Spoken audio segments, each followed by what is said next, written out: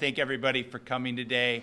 My name's Charlie Sauer. I'm president of Entrepreneurs for Growth, and I'm also co-director of the Inventors Project.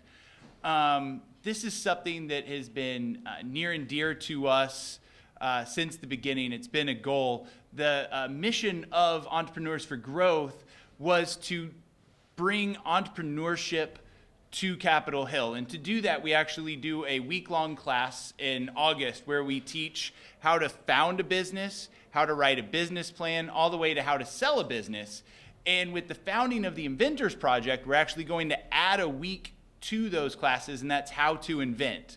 So that takes us from how to have an idea, how to get that prototype, and then how to get that intellectual property, which helps you get investors and really build a business. So with that, I'm excited that we have the Inventors Project. I'm excited to be joined here with professor and independent inventors and two congressmen who have taken it upon themselves to found the Inventions Caucus, which is a group that we're going to be excited to work with, be excited what they do, and also it's exciting to bring the education of how to invent and intellectual property to Capitol Hill. Intellectual property is something that everybody's talking about now, and it's something that staff need to know about and congressmen need to know about. So I want to hand it off to our congressmen to start with, our two co-chairs, our founding co-chairs of the Inventions Caucus, and start off with Congressman Gosar of Arizona 4. Thank you, Congressman. Well, thanks, Charlie. Thanks for everybody being here. I think the only thing I really invented was I used to tie flies as a small child, and I used surgical knots to make them better. It didn't turn out that way. But I got to tell you, thank you very, very much. We're here today with a group of people that are the spirit of how you build this country. You know, in fact, the spirit of creation is actually part of the framework of this country. Our framers cared so much about patents and the entrepreneurial aspect of creating things that they protected that within the framework of our Constitution.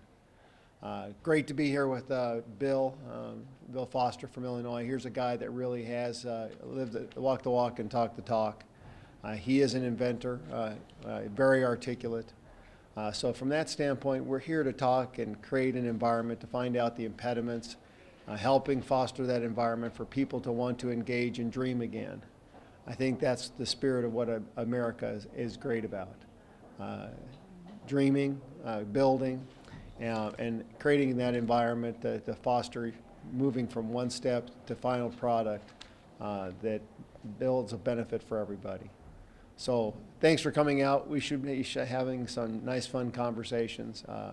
You know, if you bring the idea forward, who knows where it's going to take us. So with that, I'm going to turn it back over. Unfortunately, I've got a full committee markup, so I can't stay too long. So we'll see you soon. Thanks so very much for coming out. Thanks, Charlie. Thank you, sir. Thank you. At our last event that we had just a couple of weeks ago, we had a bunch of inventors fly in from across the country to show up and defend intellectual property.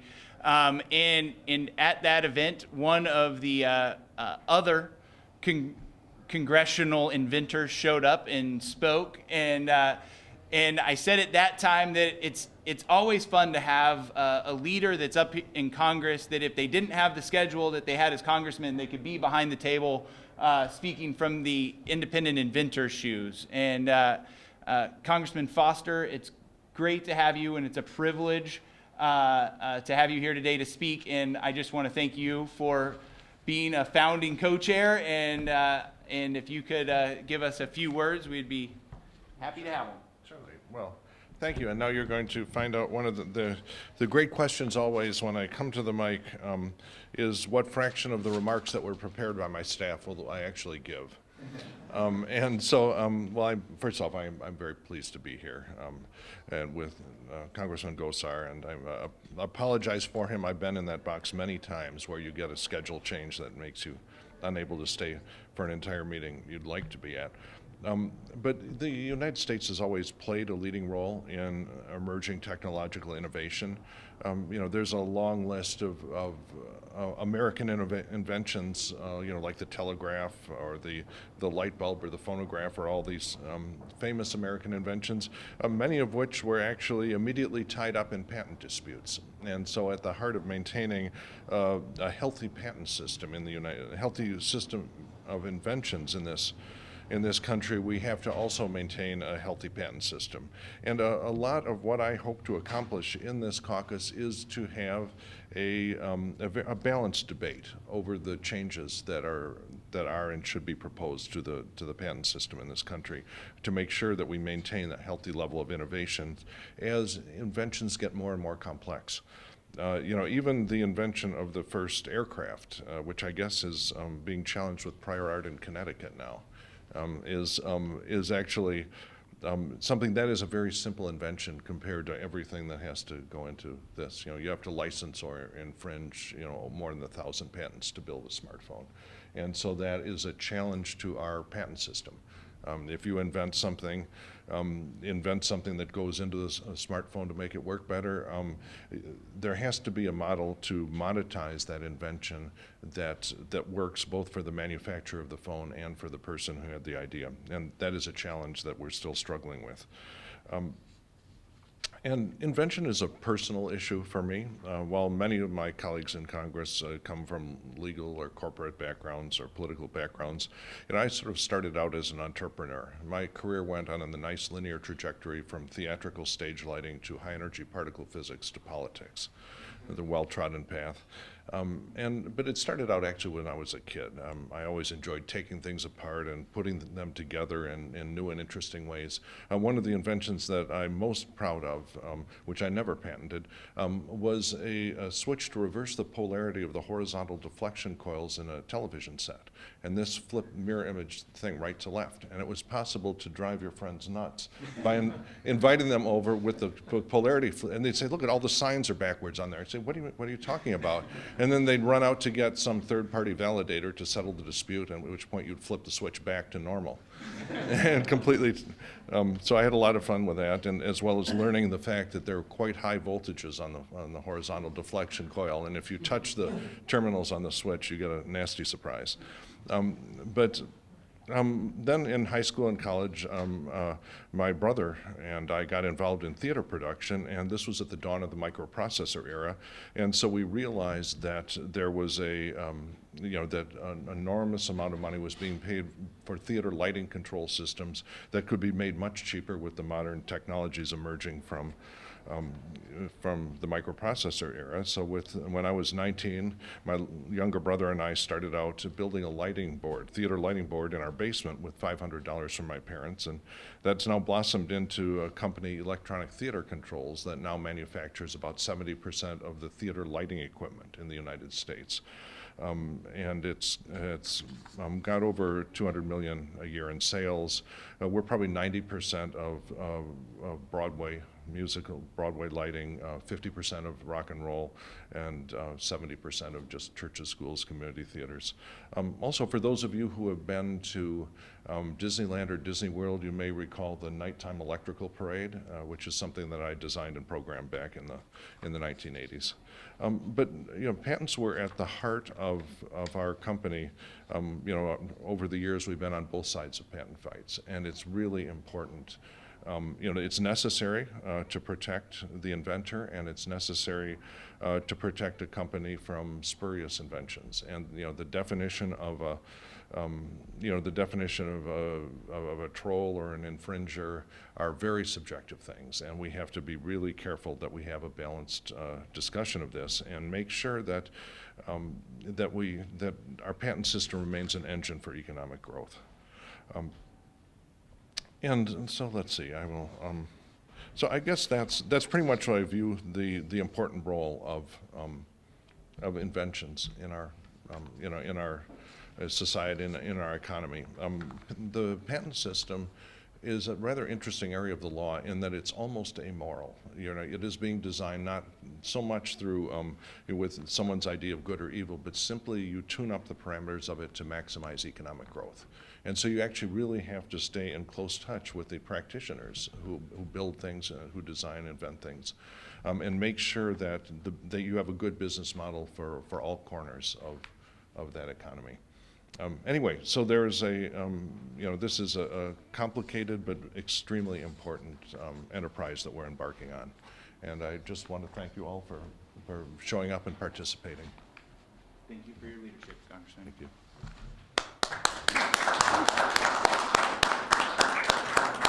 I too, unfortunately, one of the features of this job is that if you don't come into it with ADD, that you rapidly develop it. And so I'm now found out myself along the way that I too am being pulled away to some other event. But I just want to thank you again for participating here. Well, thank you.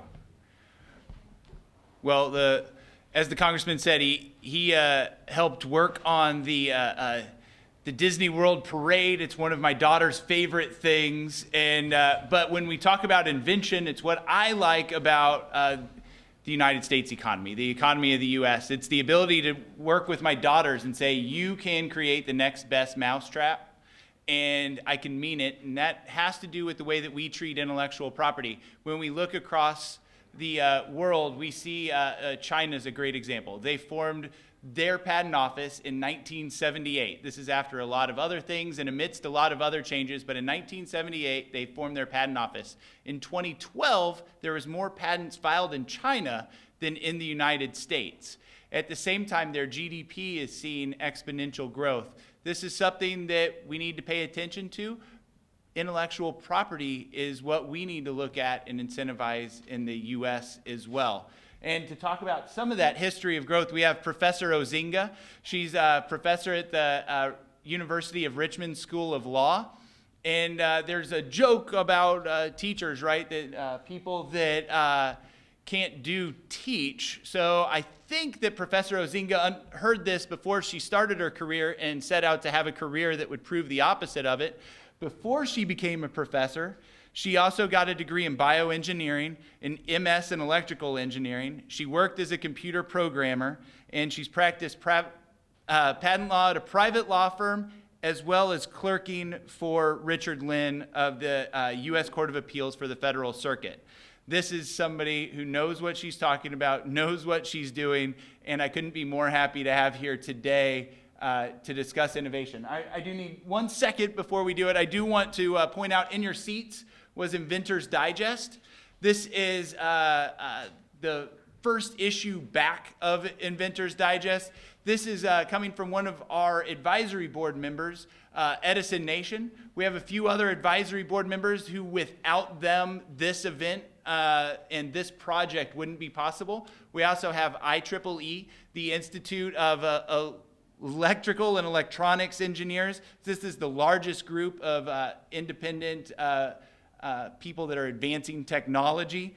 CPIP, the Center for the Protection of Intellectual Property, with which Professor Ozinga is a senior scholar at, and as well as Entrepreneurs for Growth and U.S. Inventor, who these guys are a part of as well. So with that, I want to turn this over to Professor Ozinga to kind of talk about intellectual property in the U.S. Great. Thank you, Charlie. He invited me here to talk a little bit about invention and innovation in the United States and the importance of IP, and I will keep an eye on the clock because, quite honestly, I could talk to you all day about this. This is why I do this for a job. But I want to start out first by defining something for you that I think is an important thing to think about and will help you understand a little bit of the rest of what I want to say. And that's the difference between invention and innovation. And both of them are very, very important, and the United States is very good at both of them. But this is the way that I see them to be different, and you'll understand why in just a moment. Invention is creating. It's coming up with a new idea. I've invented a million things in my life. I've never innovated anything.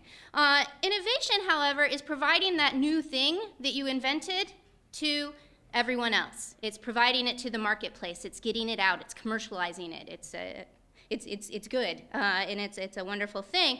You can't innovate without invention, but innovation is what drives the economy, and it's very important. So the United States has always been both creative as far as invention, as well as innovative. And Congressman Foster mentioned a bunch of things: railroads, telegraph, telephone, electricity, automobiles, airplanes. It's all fantastic. I'll mention a couple other not as exciting, but historically important inventions as I go through and talk to you about a few other things.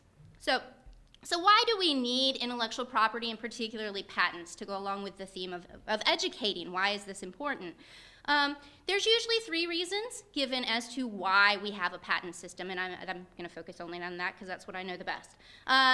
There's 3 reasons given. I think you need to put the 3 together. I don't think any one individually holds the day for why we have a patent system. So the first reason we always get is it's the incentive to invent. People wouldn't think of anything new if we didn't have a patent system. And that's kind of hard to deal with myself, because people usually create problems to solve something in their own lives. That's not to say there aren't people who sit around a desk and invent for a job, which would be really cool. I've never found that job, but that's a cool job. Anyway, but people invent to solve problems in their own lives. So this brings me to one of the great American inventions I want to talk to you about, which are Band-Aids. I don't know about you, I have kids, we go through boxes of them on a regular basis. Band-Aids were invented, Band-Aid brand bandages, were invented in 1920 by a gentleman named Mr. Earl Dixon and another man. And the reason they were invented was not because somebody sat around and said, gosh, I really need to invent something today. He had a wife who was a lousy cook, she constantly cut and burnt herself, and he was at work and she could not apply typical bandages herself. Therefore, he said, let me create a Band-Aid that had these little flip tops so that she can dress her own wounds while I'm at work. Brilliant. Did he need a patent to do that? No, he didn't. But here's the thing. Here's why IP is important. The Band-Aid was not originally successful as a commercial matter. It was invented in 1920. It was commercialized through the early 20s. They sold $3,000 worth of Band-Aids in the first couple of years. Even back then, that's not a whole lot of money. It didn't become popular until World War II when we shipped them overseas. So it's a commercial product is very important, but it didn't really jump right away. The public didn't buy into it right away. And without intellectual property protection, protecting the inventors until such time as the public buys into a new invention, it could easily be swept up by competitors. And so one reason is that commercialization, but it protects the inventors who come up with things to solve their own problems before the public realizes that it's a problem they also have. So another reason that we get for having a patent system is the incentive to disclose. Important inventions are generally either patented or kept secret. As trade secret is another important way that intellectual property is protected.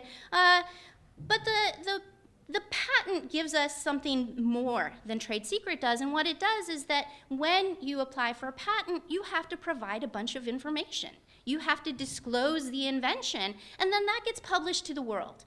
And so this is a really good thing about patent law is that the information isn't kept secret in silos and warehouses. It's actually disclosed to the public who can then build on it. There's the long story of the standing on the shoulders of giants, and that's the idea with the patent system. It's a quid pro quo.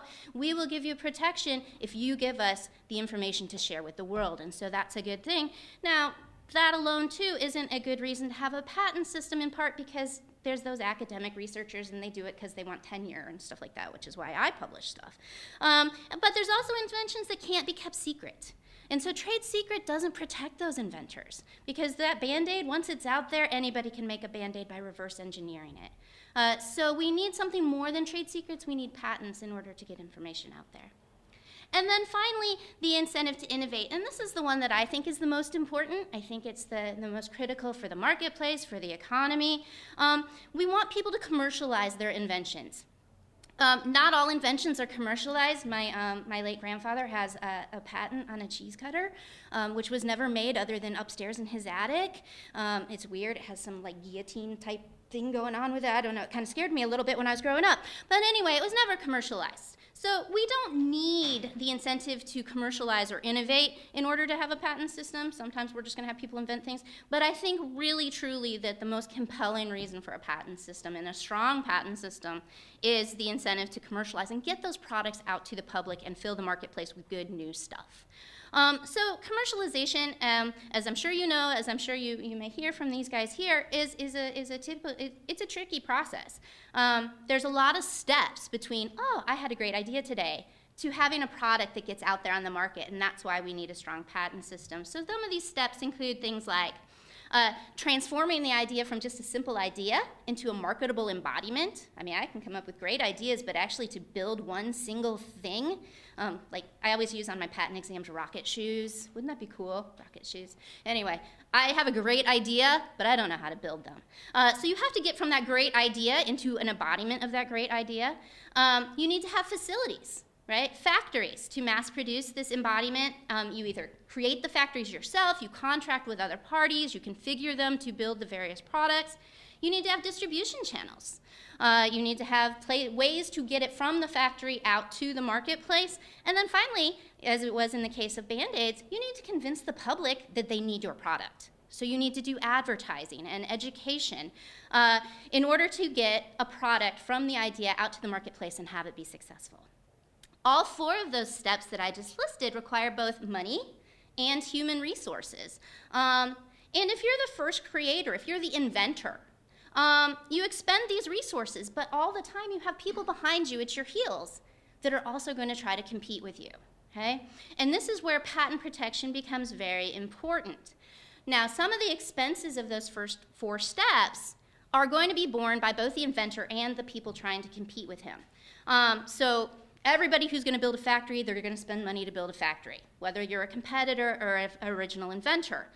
But the competitor, the second comer, is not going to face the same sort of costs as the first guy because he's not going to need to do much R&D. He's just going to go get a copy of the thing and say, oh, okay, there's how they did it. I made it this way. And also, they're also not going to need to educate the public as much. The public is going to know that they need rocket shoes because they've seen the advertisements from the original inventor, and now they know they can get it from the competitor for less money. And then finally, they have something that's even more important, I think, than money resources, which is the non-resource risk. They know whether or not a product is going to be successful or a failure based on the original guy, right? If the original guy is making a ton of money off of his invention, well, the competitors are going to jump right in because they're not going to have the same sort of risk involved with it that the original creator would have. Flip side of that, if the original inventor puts it out on the market and it fails, well, the second comer's not going to do it, right? No risk. So there's a lot of win-win for the competitors. And so this all sounds pretty crummy. For the original creator, the inventor, which is why the patent system steps in to provide an incentive for people to risk those resources required to get from an idea out to the market. So it gives the original creator a limited time to exclude other people from using that invention, to allow him to build up his market share, possibly recoup some of his R&D costs, get people to love his product before the competitors jump up on their heels. So back to history for just a second again. Industry in America used to be very much vertically integrated, meaning one company would do a product from idea to market. Nobody else. You know, the car company would make their own screws, they'd make their own tools, they'd do everything in-house themselves. From idea to assembly line to market. But today, especially, many industries are very much vertically disintegrated. For example, the movie industry. If you want to stop talking about technology for about 2 seconds, because that's all I want to do. The movie industry was very much integrated until after World War II. Everything happened in-house at the movie theaters. Now Hollywood has numerous technologically advanced firms. Some do editing, that's all they do. Some do sound effects, some do CG. That's all they do. Similar, today's high-end electronics, as Representative Foster said, that smartphone with its thousands of components, those aren't all made by one company. Okay, there's a number of different companies that are involved in the components that go together for a smartphone, and so that's called vertical disintegration. In that system, in a vertically disintegrated system, patents are even more important because it allows the inventors or the specialized firms upstream to pass along their ideas to producers downstream that will make that one component. And without the patent protection that we currently have, the transfer of the idea from the inventor to somebody who can make their invention, or the idea of the cell phone to all of the various people who will make the components, and then the third party who's going to put them all together at the end of the day, that isn't going to be able to happen.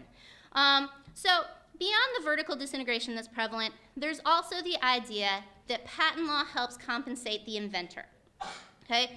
The inventor is not always the best person to commercialize a product. Sometimes they're single people. They're not able to. They don't have a factory in their garage. Who knew? And there's a number of inventors that are very much that way. Thomas Edison, Elias Howe, Charles Goodyear, but I want to talk about one in particular as my time runs up here. It's a person you've never heard of, and yet he's so very important. His name is Henry Phillips. Henry Phillips invented the Phillips head screw. Who knew? He was a single guy. I don't know if he's single or married. That's neither here nor there. He was an individual inventor. Let's go with that. There was a problem that as assembly lines became more prevalent in the United States, the workers in the assembly lines were over-tightening their screws.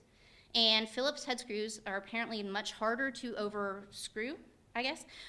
So automakers quickly adopted the Phillips head screw. The Phillips head screw was patented in 1936 by its inventor, Mr. Henry Phillips. He never made a single screw. He had this brilliant idea but never made one. Why? Because he was an individual inventor and this wasn't his thing to do.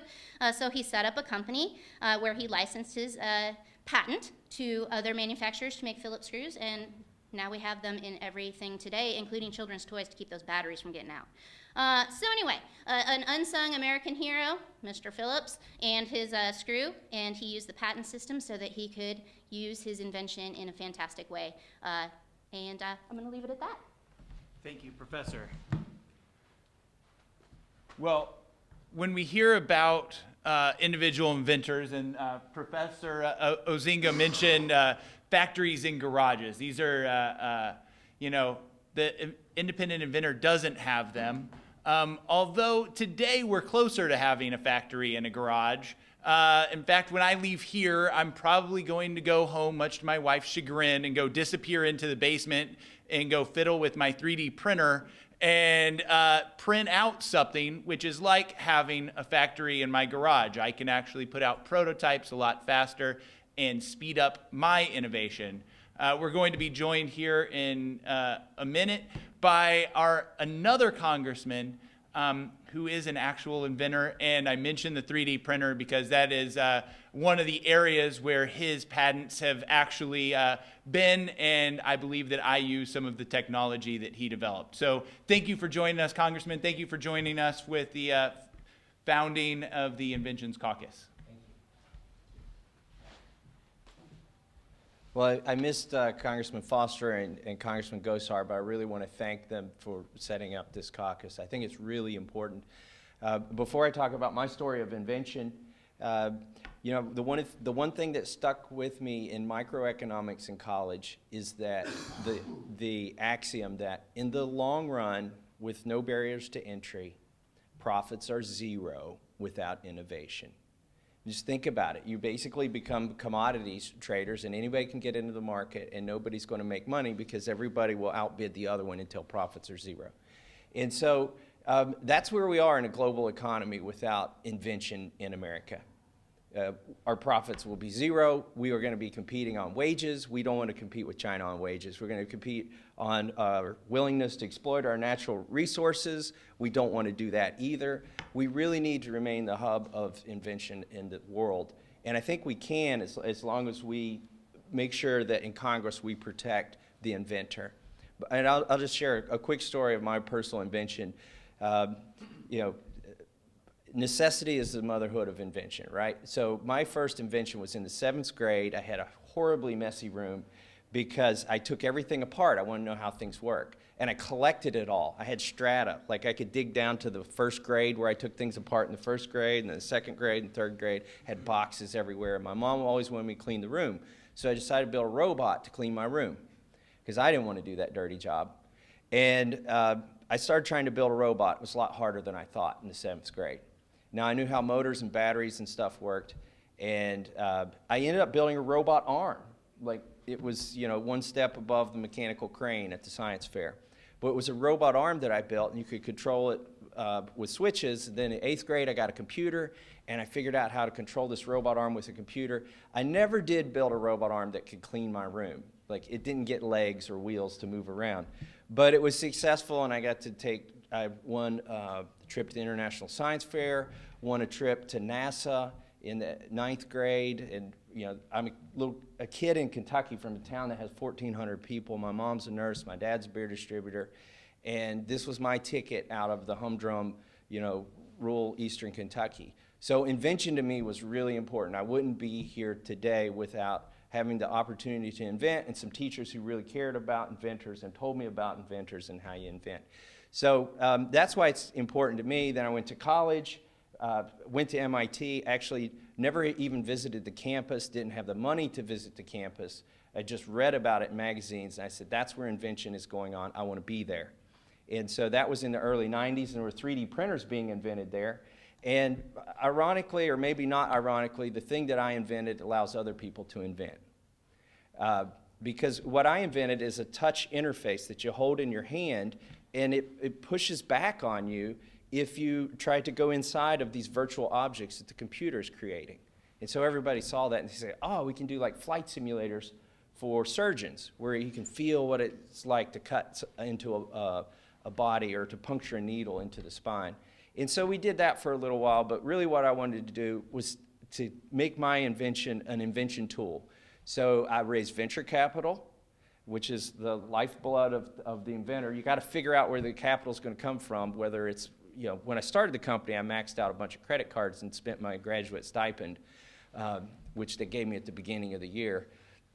Irresponsibly spent it, not knowing where I would get the money to pay for my housing at school if I didn't sell some of these products. But anyways, raised venture capital, hired some other inventors, some software inventors that wrote software that let us do a sculpting application so that you could sculpt things with my invention.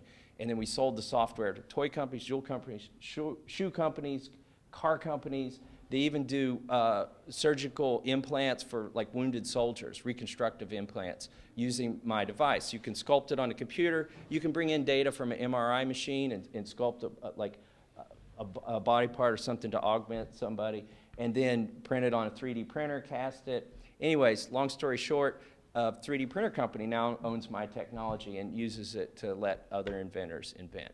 So that's the rewarding sort of thing to me. I have to live vicariously through other inventors now that I'm in Congress and create virtually nothing every day. And I think we need more appreciation. We need some leaders in Congress who are informing the other, and this goes for staff too. We need some staff who are experts on this to inform members about why invention is so important and what role inventors play in this country and what role they've played in making this country great. So anyways, my hat's off, they're not here, to Paul Gosar and Bill Foster and everybody else who's helping us get this off the ground. So thank you very much. Thank you very much, Congressman.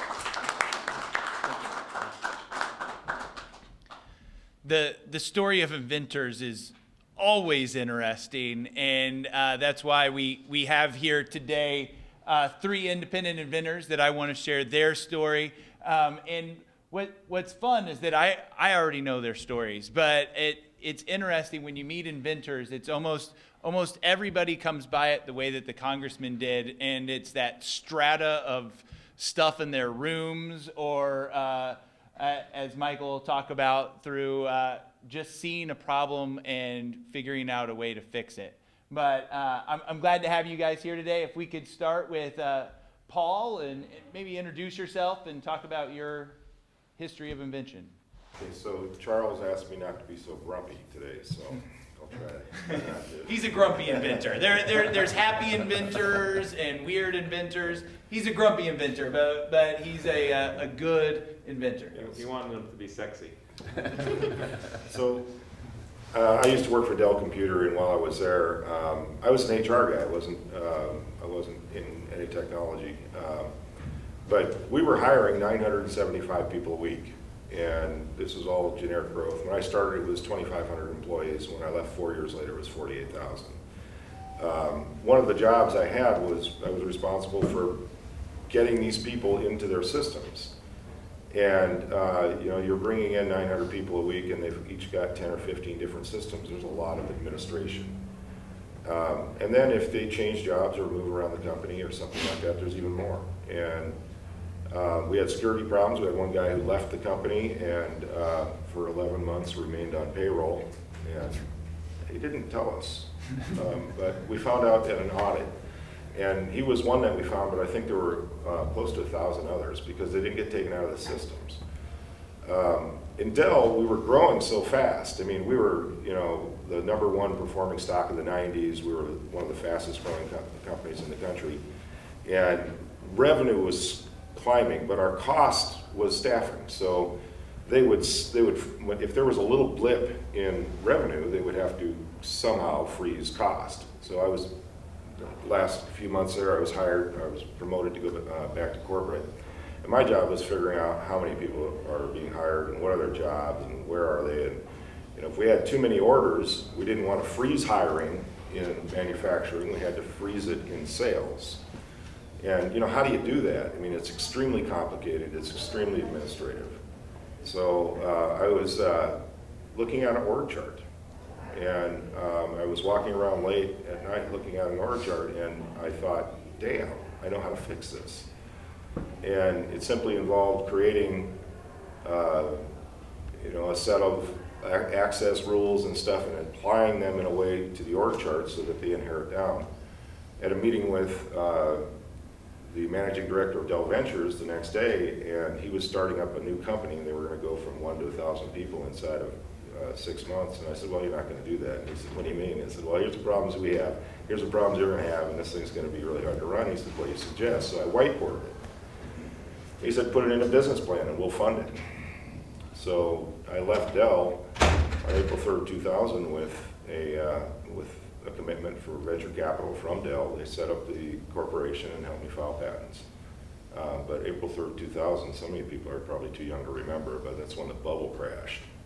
They shut down Dell Ventures, and they took their money and set me up with all the venture capitalists in Austin. I pitched my plan, and they said, come back when you have a patent. You don't have an asset. It took 7 years to get a patent. And I went back with that patent, and by the time I'd gone back, the market was saturated with the largest companies in the world. It was that first patent became a $12 billion market in 7 years. Now they said, well, gosh, you have a patent, but we'd be investing in a lawsuit. We invest in companies. There's no way you can compete with the likes of those companies.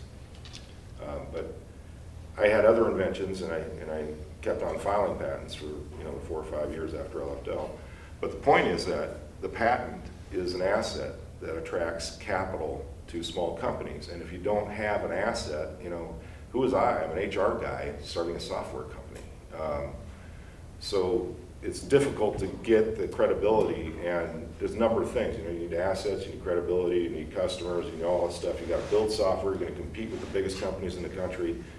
You got to have something, and I didn't have a patent until it was too late.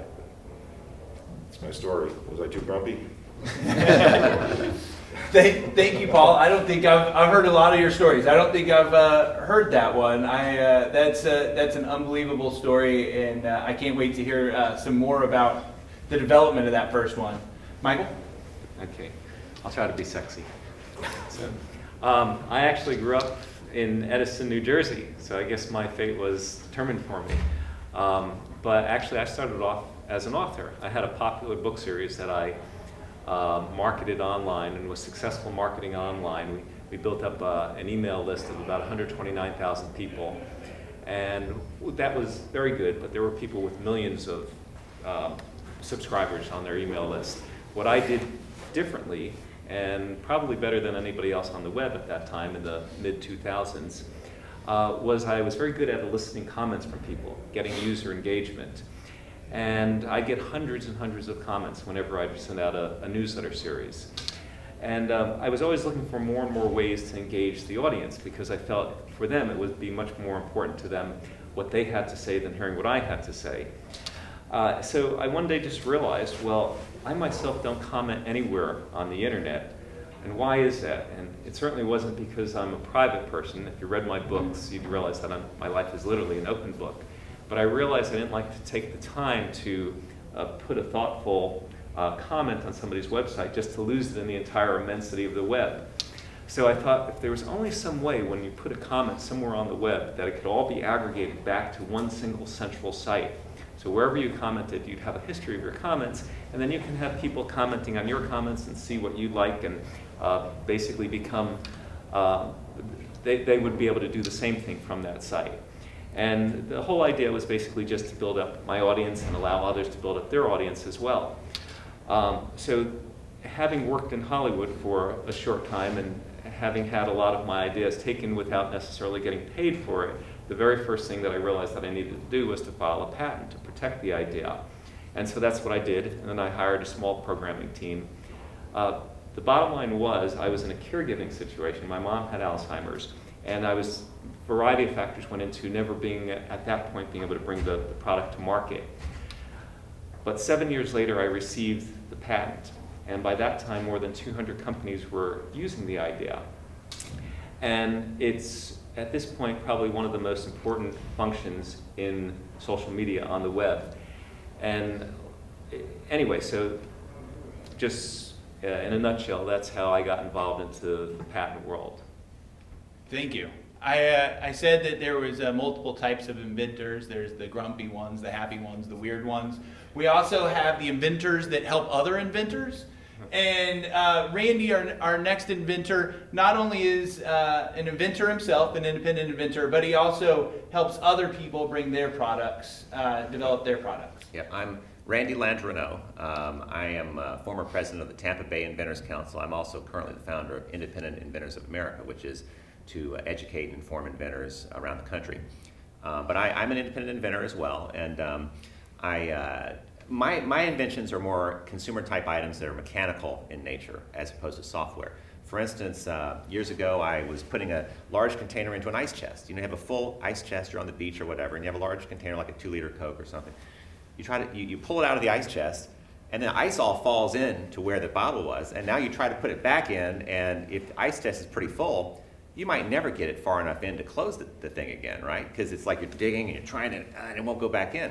Well, I just sat there and I realized that there was a shape that I had never seen anywhere before, that is kind of like a backwards auger, but not exactly, where this item will still stand on a table like a regular bottle, but if you twist it and turn it as you push it, it'll dig a hole for itself to the bottom of the ice chest.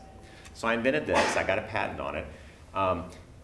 Have not been able to get any company to take it because I'm trying to license it. It's a great item, kind of a small market, interesting, but didn't really get anywhere with it yet. Another one I ran, but it's problem solving, like you talked about. It's like you see a problem, and well, how do I solve it? And it had never been done before. Another one was I had a cat. I had this cat, long-haired cat, and then I got married, and my wife at the time complained like crazy about this cat hair everywhere, and also he had knots all over him, and you know, the cat was kind of unique, but his name was Elvis. Anyway, I thought, you know, she's complaining about it, and I'm tired of hearing her complain, so I'm thinking, okay, I want to try to handle this cat hair problem. And none of the brushes and things out there work very well, because, you know, animals just shed like crazy, and it's a continuing problem. So I had this concept in my mind about a better type of a brush for animals that would really get loose hair out, better than what's out there. And I had a thought, and I prototyped it, rough prototype, I tried it, it worked. I looked around, it had never been done before. I ended up with 2 patents on it.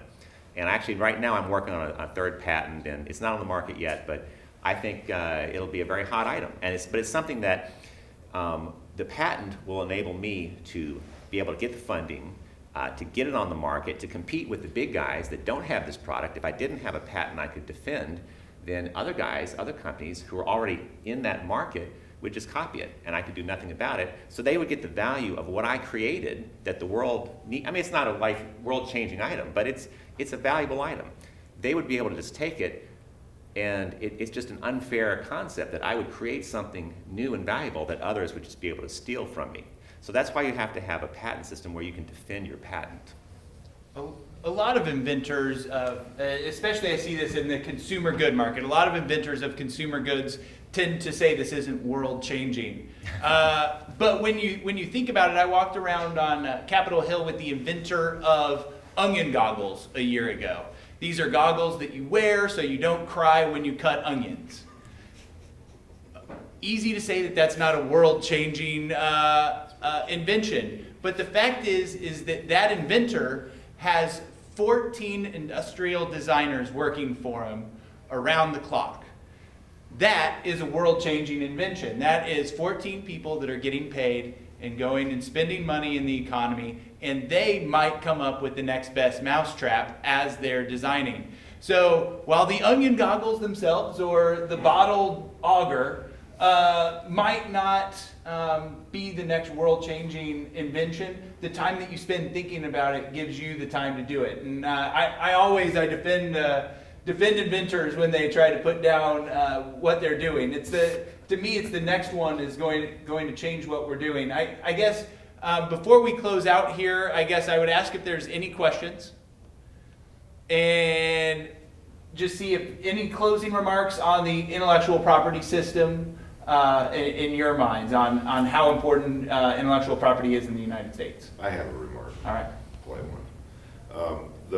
One of the biggest problems is that you can't use a patent to attract investment right now. You can't even get contingency attorneys to enforce a patent right now. Patent rights today, even with all these laws on the books, are so weak. They're for small guys like us. They're almost non-existent. I mean, it's a plaque on the wall that cost me hundreds of thousands of dollars, 15 years of my life. I had hair when I started. But if we don't do something now, we're going to be out here in another 3 years with a different problem. We're going to be wondering where all our inventors went. And I think we're going the wrong way. And this is one of the things that the Invention Project is meant to address, and that's the importance of intellectual property. We think we can maintain that importance through education and move us in the right direction. I want to thank, yes. Can I ask a question? Yes, Are you trying can. to close this? No, you can I'm ask curious about what everybody thinks of legislation that's moving in the House and the Senate, H.R. 9, and over in the Senate, I don't know what the number is, but then we introduce, is that something that you think would be helpful? It's called the Innovation Act in the House? The Innovation Act, it's already hard enough to defend a patent. In fact, large corporations have an incentive just to take intellectual property because it's so hard to defend. The Innovation Act basically destroys whatever ability there is now left to defend a patent is gone with the Innovation Act for the small guy. Large corporations can still fight with each other. The little guy, where most real inventions come from, will not be able to operate in that scenario. And so, the innovation that America has benefited from for so long will not happen because the little guy will not have an incentive to actually do it. He might do it and just keep it private and never tell anybody, if he does, Can I pipe in? So there's a real simple equation to understand if legislation is good or bad for small inventors. So there's always, if you own a patent, the only time it has any value is when you enforce it. So either you're going to enforce it yourself, or you're going to sell it to someone else, or you use it as an exclusive right, which there isn't one. But in this equation, if you're trying to get help enforcing a patent, there's so much cost. The law firms and the investors you're going to talk to, it's a $5 million suit, you got to have other people. There's so much cost and there's so much risk. And risk is a multiplier. So the higher the risk goes, the more damages there needs to be to overcome the cost and the risk. And they're not going to take a case unless they're going to make money.